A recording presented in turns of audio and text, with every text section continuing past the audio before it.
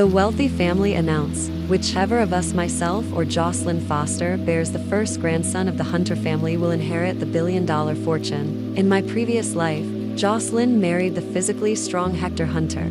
Arranged by her parents, I married Oliver, who was wheelchair-bound with a gloomy personality. Within a year of our marriage, Oliver Hunter regained the use of his legs, and I became pregnant with the Hunter family's first grandson. Jocelyn suffered abuse from Hector, lost her mind, and became the laughingstock of high society ladies. On the day I went into labor, she stabbed my belly with a knife, then embraced me as we fell from a high rise. In this new life, Jocelyn snatched the golden bouquet Oliver had sent. I want to marry Oliver. 1. Jocelyn, how could you take Yvonne's bouquet? Jocelyn had just accepted the extravagant golden bouquet when her father's scolding made her freeze. Father took the golden bouquet from Jocelyn's hands and passed it to me, saying, "Yvonne, your health is better, though Oliver has a disability.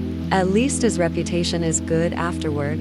Father stroked Jocelyn's head affectionately. "Jocelyn, with your fragile health, marrying Hector is the best option." Looking at the golden bouquet and the wedding dress I wore, I pinched my palm hard, finally realizing I had been reborn. In my previous life, following my parents' wishes, I let the frail Jocelyn marry the physically robust Hector. However, the outcome was Jocelyn, seemingly insane, bursting into my delivery room with a knife, screaming, "Why are you the one to bear the Hunter family's first grandson while I'm locked in a mental hospital? It's not fair." Her actions left me bleeding. As she dragged me off the high rise, Jocelyn's voice still echoed in my ears, "Yvonne, you're only fit to be beneath my feet." Just then, Jocelyn snatched back the golden bouquet, fingering the gold-threaded petals with a smirk. "Dad, I don't care.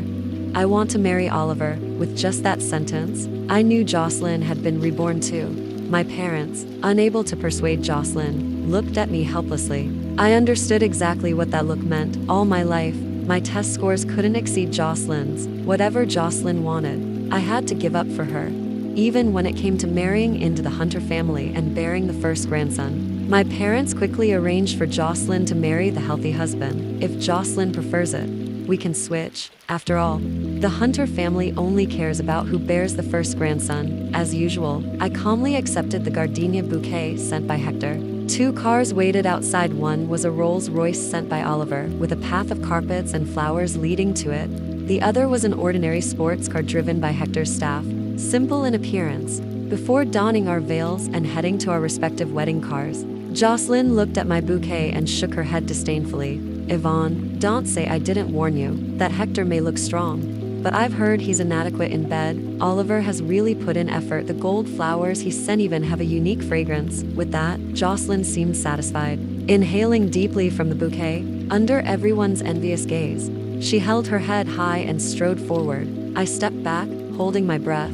If that's the case, I wish Jocelyn gets what she desires. After safely getting into the car, I carefully examined the bouquet in my hands, only relaxing once I confirmed there were no issues. In my previous life, the golden bouquet Oliver sent was indeed extravagant. However, it nearly left me without even a burial place. Oliver from the Hunter family never wanted to marry. He had mixed perfume into that bouquet, a fragrance designed to provoke passionate reactions. He also arranged for me to be delivered to a private box, attempting to ruin my reputation and thereby legitimately break off our engagement.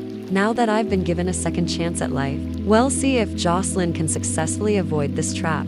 Just as I stepped out of the wedding car, I felt a sudden grip around my waist. A man lifted me up and quickly carried me into the bridal chamber.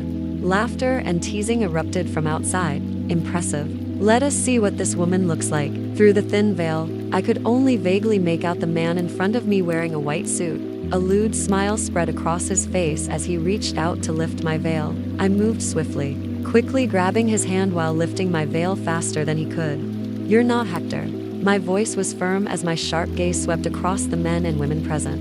Everyone's expressions suddenly changed. The man before me was actually attempting to assault me in front of everyone. Completely disregarding the surroundings, I forcefully smashed the bouquet into his face, then pulled out the dagger I had prepared, unhesitatingly slashing across his face. Blood splattered as the man screamed. What an entertaining show. After a round of applause, a man in a white suit with a woman in his arms emerged from behind the door.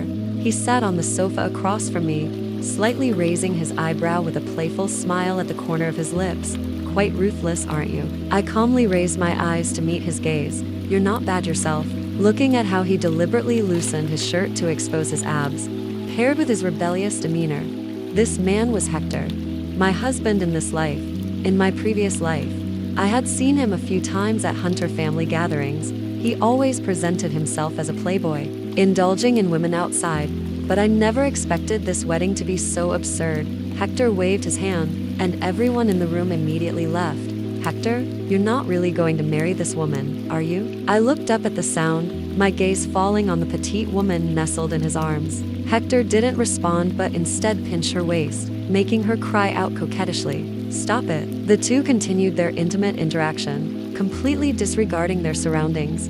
I let out a contemptuous laugh, looking directly at Hector as I revealed my true intentions. "Hector, how about we make a deal? What could you offer?" Hector lazily raised his eyes, seemingly uninterested in what I had to say. I wasn't bothered by this. In the eyes of aristocrats like them, people of lower status like us were merely tools for reproduction. Whether I married Oliver or Hector, I didn't want to live under someone else's control anymore. Ignoring his contempt, I extended my hand, pointing from his head downward until I reached the middle of his pants. "I'm offering a deal involving this part of you." Those around wanted to laugh but dared not make a sound. Hector finally dropped his arrogant, unruly demeanor. His face darkened as he ordered everyone out. As soon as the door closed, he extinguished the cigarette in his hand. Moving close to me, he roughly grabbed my chin. "Yvonne, you should assess your own abilities and status before speaking." 3. I had to tilt my head back, almost touching his nose. "I can cure your erectile dysfunction." Hearing this, Hector's eyes instantly darkened, and his hand violently gripped my throat. I could see the thought in his eyes.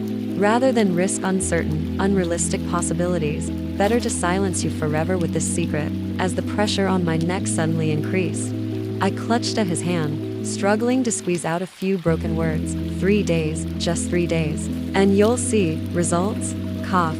"If it doesn't work, you can deal with me then." Hector finally released his grip. In that brief minute, I thought I was going to die right there. I dared to speak up because I was absolutely confident. In my previous life, Oliver was even more difficult to handle than Hector. The only reason I stayed with him for so long was because I had value to him. I majored in medicine. This background served me well in my previous life, according to my parents' wishes. I needed to be mindful of Jocelyn's feelings and couldn't outshine her in any aspect. No one knew how skilled I really was. People only knew that I spent an entire year treating Oliver's leg, which eventually helped him recover. However, no one knew that Oliver also suffered from erectile dysfunction. I treated him for over a month before his wife successfully conceived a child. Thinking about this, I took several deep breaths, then grabbed Hector's wrist to check his pulse. Fortunately, his condition was similar to Oliver's, not difficult to treat. "How did you know I had this condition?" Confusion flashed in Hector's eyes as he grabbed my hand. I smiled and made up a lie. "Before marrying you, I had to learn something about my future husband, didn't I?" In truth, Hector's erectile dysfunction was common knowledge in my previous life. Back then, Jocelyn tried everything but could never arouse Hector's interest. She drugged him and called a private doctor to examine him. The results revealed Hector's erectile dysfunction. When Hector woke up, he flew into a rage. He suppressed all information about it and sent Jocelyn to a mental institution. Hearing my words, Hector's pupils slightly contracted as he thought to himself, "After knowing all this, you still didn't choose my older brother." 4. Hector was more reasonable than I expected. I prescribed some medicine. If the medicine worked, the price was that he would accompany me to visit my parents 3 days later. On the day of the traditional post-wedding visit, I waited for Hector outside, but he never showed up. After pondering for a moment, I got into the car alone and headed home. As soon as I walked in, Jocelyn pointed at the room full of gifts and said sweetly, "Dad, Oliver and I picked this coffee for you. And this imperial green crystal is for Mom." My parents were delighted by Jocelyn's attention. Their lips constantly upturned as they repeatedly said, "Good, good, good." Seeing me arrive empty-handed, Jocelyn said sharply, "Yvonne, your husband let you come alone?" I smiled gently and replied, "Your husband didn't accompany you either." Jocelyn pouted and showed off the large diamond ring on her finger. "You know nothing about this. Silly. Oliver is the CEO of Hunter Group. Of course he's busy. Your husband? He just has shares but no real power." Through Jocelyn's raised hand, I caught a glimpse of purple bruises peeking out from her sleeve. Oliver was the type who maintained perfect appearances. In my previous life, he was physically disabled with a gloomy, unpredictable personality. Every night, he would beat me violently with various objects. I endured his treatment for a long time, until his leg condition improved and he no longer tormented me. Seeing how happy Jocelyn appeared now, I didn't want to burst her bubble. I walked past her toward the bathroom. Jocelyn, seeing that I continued to ignore her, hurriedly followed me. Yvonne, your husband didn't prepare any gifts for the visit, did he? Seeing that I maintained my indifferent attitude, her expression darkened. She threw the red wine in her hand at me, but she lost her balance in her high heels and fell heavily to the ground. Jocelyn cried out in pain, which brought my parents running. She immediately played the victim, trying as always to shift blame to me when she did something wrong. Dad, Yvonne tried to hurt me. She said she wanted me to damage my body so I could never bear the Hunter family's first grandson. Mom, she's trying to harm me. Wah. I was about to defend myself. After hearing just a few sentences from Jocelyn, my father glared at me angrily and raised his hand to slap me. Not only did you come without your husband, but you didn't even bring gifts, and now you're jealous of Jocelyn. What kind of thoughts are you harboring? In the next moment, someone stepped in front of me, who says I didn't come. Continue the story here. Download the MyFiction app, search for 391,661, and watch the next series.